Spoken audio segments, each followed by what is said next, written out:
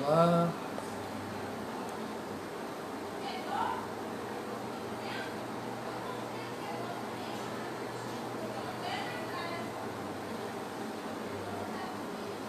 Isso aí, minha gente. Desculpa aí, o negócio tá artesanal. Aí eu tô usando o celular como monitor, entendeu? Para eu poder ver como tá a coisa aqui. Só um instantinho, por gentileza. Deixa eu dar uma olhada, ver como é que as coisas estão. Espera aí. Deixa eu lá. Opa. Show. Então, perfeito. Vamos então falar sobre origem e formação. Deixa eu olhar aqui. Espera aí. Diante da possibilidade de qualquer comentário. Mais uma vez, tá, gente? Se o som não estiver legal, por favor, me avisem. Eu preciso ter essa noção do que está acontecendo. Quero dizer que o vídeo plano e conteúdo do livro já está no meu canal do YouTube, Roberlan Julião, Palavra Simples. Tá legal? Então, começando, origem e formação do livro de Daniel. Vamos lá então. Deixa eu olhar aqui. Seguindo. Espera aí. Perdão, não cheguei a falar. Do livro Antigo Testamento, História, Escritura e Teologia, da Edições Loyola. Vamos lá então. Deixa eu olhar aqui. Supõe-se que Daniel, que se exprime em eu ao longo dos capítulos 7 a 12, tenha vivido em Babilônia no século VI a.C. Porém, a despeito da opinião tradicional, defendida ainda por alguns autores, é certo que o livro é muito mais recente. Claro que, conforme já falamos em vídeos anteriores, na nossa playlist do YouTube, Profeta Daniel, é só procurar que você vai encontrar. Nós lemos vários autores, e há autores que concordam, autores que discordam. E aí a gente está pegando a partir desse livro essa perspectiva, só para ter uma ideia. E é até bom abrir um parêntese aqui, para aquelas pessoas que não estão acostumadas com teologia, que às vezes ficam em crise com alguns autores ou algumas coisas. Isso aqui é pesquisa, isso aqui não é fé. Fé é o que você tem, a sua experiência com Deus. Isso aqui é pesquisa. São pessoas que se debruçam à luz da ciência para entender algumas situações. Então, quando alguém fala que um documento é recente ou ele é antigo, está a partir de uma pesquisa. Isso não quer dizer necessariamente que a nossa fé dependa da pesquisa. Nós cremos que a palavra de Deus está aqui e a gente acolhe essa palavra de Deus no nosso coração. Ponto. Não há o que se discutir. Nesse caso aqui, o que a gente tem são pessoas que se debruçam sobre esse assunto, levam isso a sério, têm isso como a vida delas, e nisso vão para os originais, para a história, para várias áreas da pesquisa, para a crítica literária, para a partir daí fazer uma afirmação, certo? Não tem a ver com a sua experiência, com o seu coração e Deus, não tem a ver com isso. Então é bom a gente abrir esse parênteses para não misturar as estações. E vamos lá então. Voltando à fala do autor aqui, supõe-se que Daniel, que se exprime em eu, ao longo dos capítulos 7 a 12, tenha vivido em Babilônia no século VI a.C. Porém, a despeito da opinião tradicional e defendida ainda por alguns autores, é certo que o livro é muito mais recente. De fato, notamos ali numerosas inverossimilhanças. Por exemplo, Belsazar não era filho de Nabucodonosor, como a obra o apresenta, e sim de Nabonido ou Nabônida, e ele nunca teve o título de rei. Daniel anuncia acontecimentos vindouros, mas se torna cada vez mais exato à medida que a história progride, como se conhecesse melhor os acontecimentos da primeira metade do segundo século antes de Cristo, que dos séculos anteriores. O hebraico utilizado nos capítulos 1 e 8 até 12 está influenciado pelo aramaico. Esse idioma também é utilizado nos capítulos 2 a 7, com características mais tardias que o aramaico do livro de Esdras e dos papiros de Elefantina, século V a.C. Tudo isso converge para uma conclusão hoje amplamente aceita. O autor da obra, em sua forma final, utiliza o procedimento da pseudepigrafia. Não escreve no século VI, mas na época dos últimos acontecimentos anunciados, isto é, no segundo século antes de Cristo. Apesar dos vínculos destacados acima, a obra é muito pouco unificada para ser obra de um único autor. Além da alternância das línguas, notamos a presença de gêneros literários muito diferentes, bem como o contraste entre as relações globalmente positivas de Daniel com o rei nos relatos edificantes e as imagens de violência que caracterizam as visões apocalípticas. No entanto, dificuldades semelhantes refletem-se em cada uma das suas partes do livro. O capítulo 3, por exemplo, não menciona Daniel e reproduz um relato independente que está unido ao seu contexto graças à introdução em hebraico do capítulo 1. Com efeito, esta identifica Sadraque, Mesaque e Abdinego com os companheiros de Daniel, Ananias, Misael e Azarias. Por outro lado, a cronologia destes capítulos é incoerente. A própria segunda parte não é inteiramente homogênea. Além do problema das línguas, aramaico, capítulo 7, hebraico, capítulo 8 a 12, notamos, por exemplo, a disparidade dos números entre 8, versículo 14, 1150 dias, capítulo 12, versículo 11, 1290 dias, e capítulo 12, versículo 12, 1335 dias. Além disso, a visão do capítulo 7 parece sobrecarregada. Essas dificuldades são um indício de uma história literária que não é inteiramente clara. A maioria dos comentadores, contudo, estão de acordo em considerar que os relatos de Daniel, capítulo 1 a 6 ou capítulo 2 a 6, formavam na origem várias histórias completas, populares, o que aliás explica a utilização do aramaico. Consideremos, portanto, sucessivamente a origem dos relatos e dos outros elementos do livro, e depois a formação destes.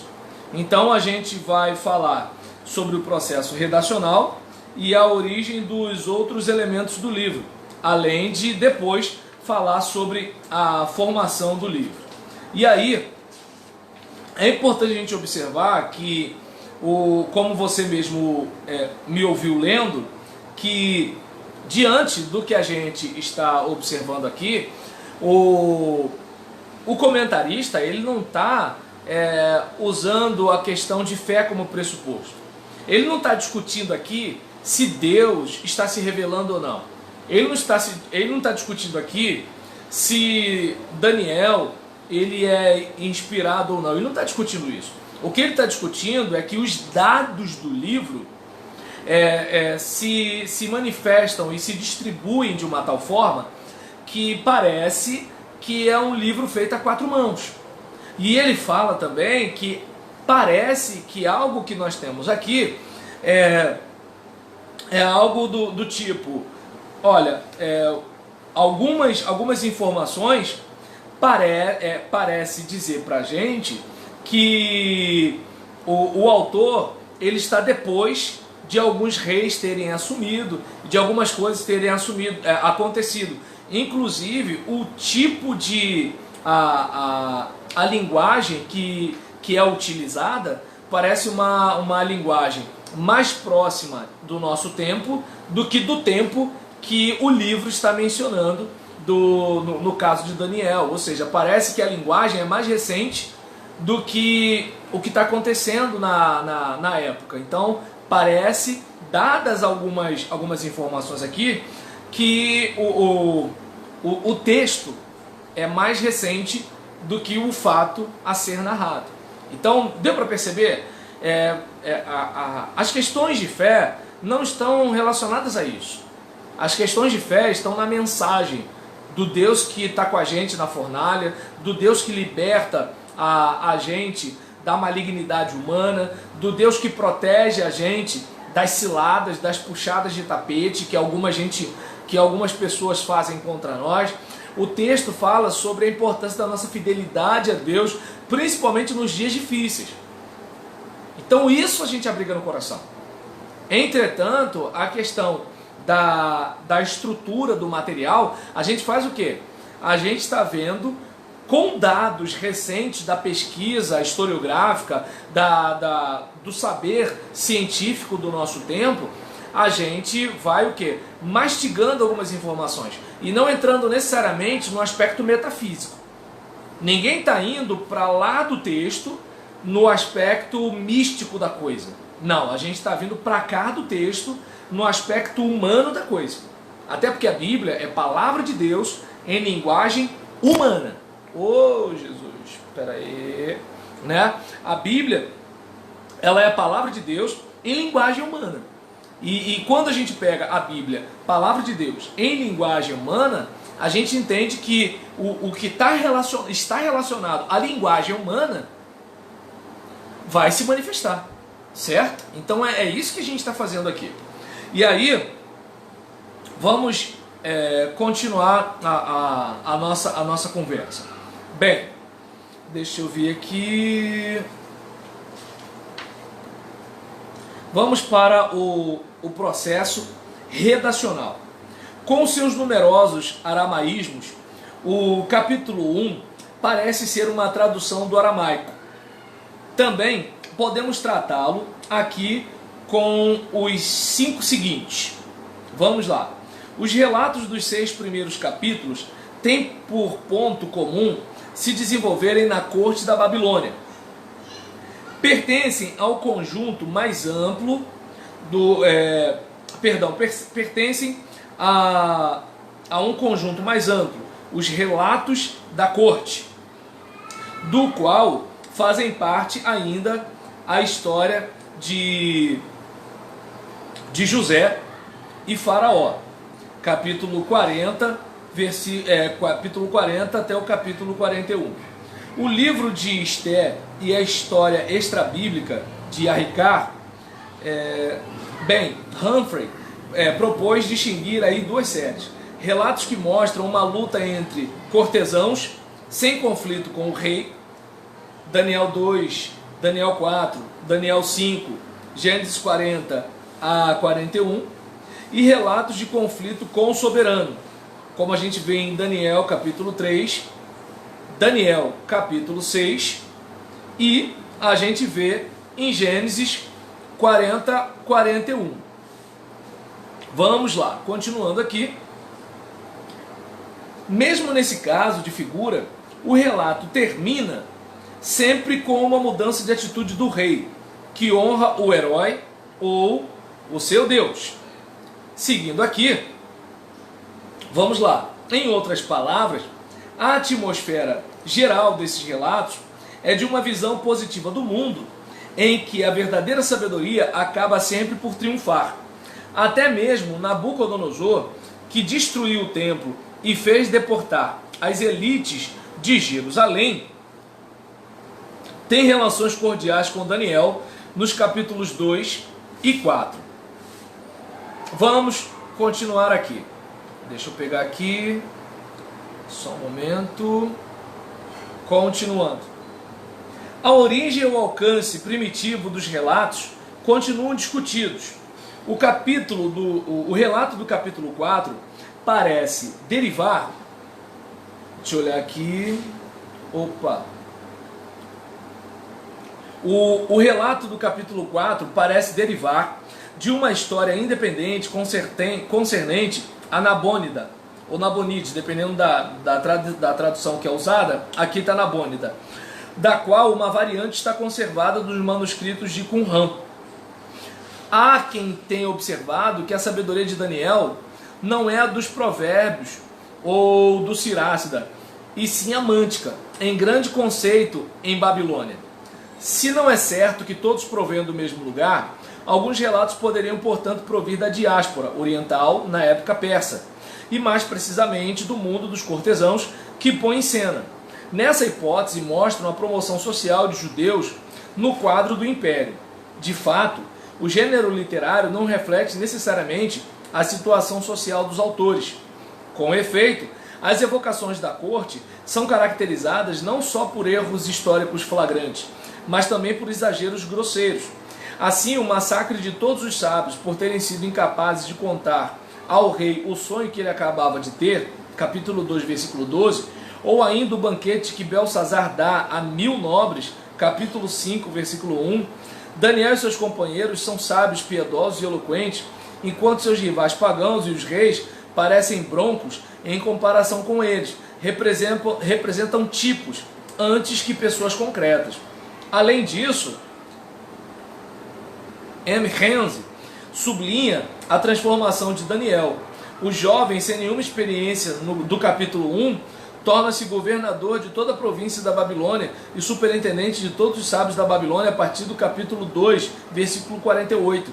Ele poderia representar as esperanças de Israel, ou mais especialmente dos judeus da diáspora. Em relação aos outros textos pertencentes ao mesmo gênero literário, os relatos de Daniel, capítulo 1 ao capítulo 6, caracterizam-se por sua dimensão religiosa. Afirmam menos a promoção de certos cortesãos do que a glorificação do Deus de Israel honrado por Nabucodonosor. Capítulo 2, versículo 47, capítulo 3, versículo 28, capítulo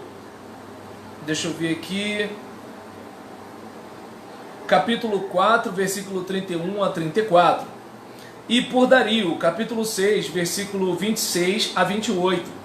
Esse elemento, que sempre figura no final do relato, poderia, entretanto, ter sido introduzido em um estágio secundário da transmissão do texto. Vamos lá então. A origem dos outros elementos do livro. As visões dos capítulos 7 a 12 têm uma origem diferente da dos relatos precedentes. O gênero literário é o da apocalíptica histórica, com suas características maiores: pseudonímia, revelação do segredo divino, intervenção de anjos, sonhos e visões. As visões contêm várias referências a Antíoco Epífanes, ou Antíoco Epifânio, dependendo da tradução que os autores usam para falar dele. Capítulo 7, versículo 8, capítulo 8, versículo 23 a 25. E a profanação do templo, capítulo 9, versículo 27. O afresco histórico que se abre em 11, versículo 2, descreve com força detalhes do reinado do próprio rei, mas o autor não conhece ainda as circunstâncias de sua morte. O autor das visões é também certamente o do livro, como podemos lê-lo ainda hoje. Apenas alguns retoques foram ali acrescentados depois. Duas seções apresentam características particulares. Na visão do Filho do Homem, capítulo 7, as alusões a Antíoco I parecem pertencer a um extrato literário secundário.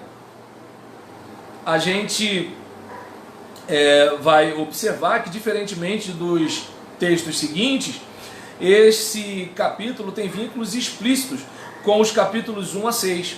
Está redigido em aramaico, reinterpreta o motivo das 4 forças maléficas do capítulo 2 e a metamorfose do primeiro animal, capítulo 7, versículo 4.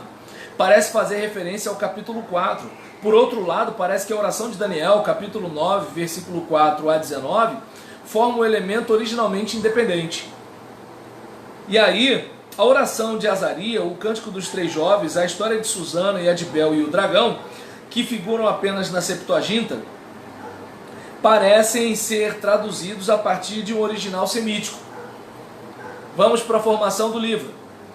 Na base da primeira metade do livro, encontramos relatos independentes em língua aramaica, que puderam circular sob uma forma oral ou escrita na diáspora babilônica. Esses relatos foram logo depois reagrupados para formar uma coletânea. Embora a esse respeito só se possam propor hipóteses, esse processo pode comportar várias etapas. Ouviu bem, né? Embora a esse respeito só se possam propor hipóteses, esse processo pode comportar várias etapas. Constituição, na época persa, de um pequeno conjunto comportando os capítulos 4 a 6, que apresentam características particulares na Septuaginta antiga. 2. Na época helenística, acréscimo do sonho da estátua, capítulo 2, que já fala da dominação grega sobre o Oriente Próximo, o Quarto Império. Talvez as doxologias, capítulo 2, versículos 20 a 23, capítulo 3, versículo 31 a 33, capítulo 4, versículo 31 a 32, capítulo 6, versículo 27 a 28, que não encontramos nem no capítulo 1, nem nos capítulos 7 a 12. Talvez tenham sido introduzidos nesse momento, na época helenística. 3. Em uma terceira etapa, acréscimo do capítulo 1, do capítulo 3 e de uma forma primitiva do capítulo 7. A história da educação dos jovens na corte da Babilônia prepara os capítulos 2. Daniel interpreta visões e sonhos. Capítulo 3, os 3 companheiros de Daniel. Capítulo 4, Daniel interpreta sonhos. Capítulo 5, os utensílios do templo. E capítulo 6, referências ao rei Ciro. Capítulo 1, versículo 21. Capítulo 6, versículo 29. Porém, ainda não os capítulos 8 a 12. Entretanto, o relato já faz eco à recusa de aplicar as medidas impostas por Antíoco IV em matéria alimentar. Conferir primeiro Macabeus, capítulo 5, versículos 62 e 63, e segundo Macabeus, capítulo 5, versículo 27, e capítulo 6, versículos 7 a 8. Ver também os mártires de Eleazar, segundo Macabeus, capítulo 6, versículo 18 a 31, e dos 7 irmãos, capítulo 2, segundo Macabeus, capítulo 7. No âmago da crise macabeia, certamente no decurso do ano 164 a.C., mas antes do anúncio da morte de Antíoco, a obra recebeu sua forma final. O livreto aramaico foi completado pelas visões dos capítulos 8 a 12. Nessa ocasião, o primeiro capítulo foi traduzido em hebraico, e o conjunto pôde ser revisado em função da situação nova. Últimos retoques puderam ser introduzidos depois da resolução da crise. Ver, por exemplo, o capítulo 12, versículo 11 e 12. Como situar o redator?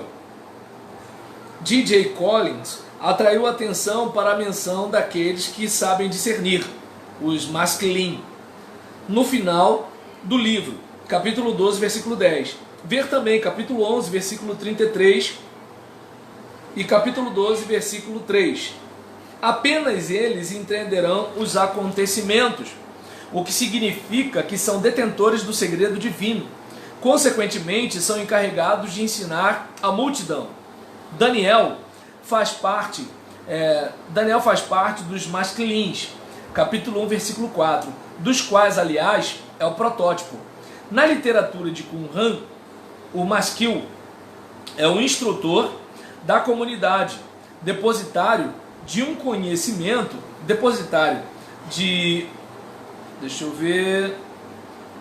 um conhecimento esotérico. Ele desempenha aí um papel essencial. O redator final do livro de Daniel deveria ser também ele um masquil. Certamente pertencia ao grupo dos Hassidins ou Hassideus, literalmente os piedosos, que se uniram à resistência organizada por Matatias e Judas Macabeu. 1 Macabeus, capítulo 2, versículo 42. Sem, entretanto, se enfeudar a sua política. Primeiro livro dos Macabeus, capítulo 7, versículo 13. Esse grupo se caracteriza por seu apego à Torá e ao culto, porém se interessa pouco pela política ou pela esperança de um Messias. Então, minha gente, nós falamos aqui sobre a origem e formação do livro, falamos sobre o processo redacional, a origem de outros elementos do livro e a formação do livro numa perspectiva hipotética. Lembra? E como eu disse aqui mais uma vez, não estamos aqui falando a respeito da sua fé.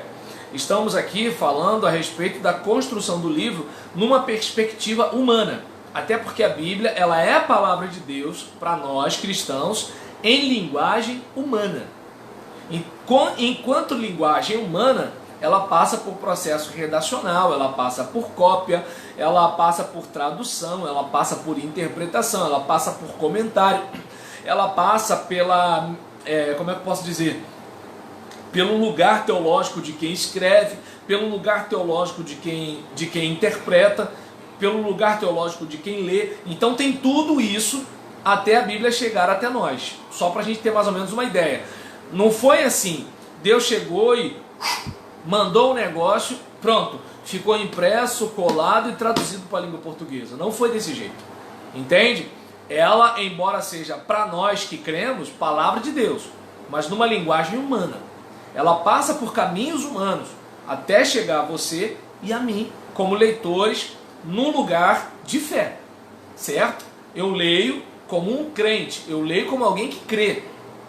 E não estou lendo aqui como um pesquisador que está querendo ver o que está para lá do texto. Eu leio como quem está para cá do texto, querendo uma palavra da parte de Deus para confortar a minha alma. Mas quando a gente vai para a pesquisa teológica, a gente quer saber a estrutura, o esqueleto, o que está para lá do texto, a constituição desse texto. É isso que a gente está fazendo aqui. Talvez você não perceba a diferença, mas aqui é diferente de quando você está na escola bíblica dominical, em que você está pegando do texto para cá, tentando entender o texto, tentando entender o que o autor está dizendo para aplicar a sua vida. Ou, de repente, como no sermão, em que o pregador está lendo e está comentando para você a partir do entendimento dele e dos comentaristas que ele leu, da interpretação que ele fez do texto, seja do texto original, da bagagem que ele tem para traduzir, seja dos comentaristas em língua portuguesa e da bagagem que ele tem para interpretar texto em língua portuguesa e das inclinações que ele tem, se ele é protestante de missão, se ele é pentecostal, se ele é católico apostólico romano, se ele é cristão ortodoxo, cópita e assim por diante. Deu para perceber? Então, só para a gente ter mais ou menos essa ideia, né, de que o que a gente está fazendo aqui é discutindo do texto para lá, né, como que esse texto ele parece que foi construído quando nós olhamos a linguagem, quando nós olhamos eventos históricos e assim por diante. Beleza? Então a gente vai dar mais uma pausa, vai lá, bebe uma água, um suco, não sei o que você vai fazer, vai ao banheiro, sei lá. E aí o que acontece? Dá um espacinho de mais ou menos 5 minutos, 8 minutos, que a gente está de volta e possivelmente esse vídeo que está sendo produzido no Facebook, logo logo estará no canal do YouTube, na playlist Daniel, que tem muitos outros autores, além desses autores que eu estou citando aqui, certo? Então, valeu pela presença, daqui a pouco a gente está falando um pouco mais.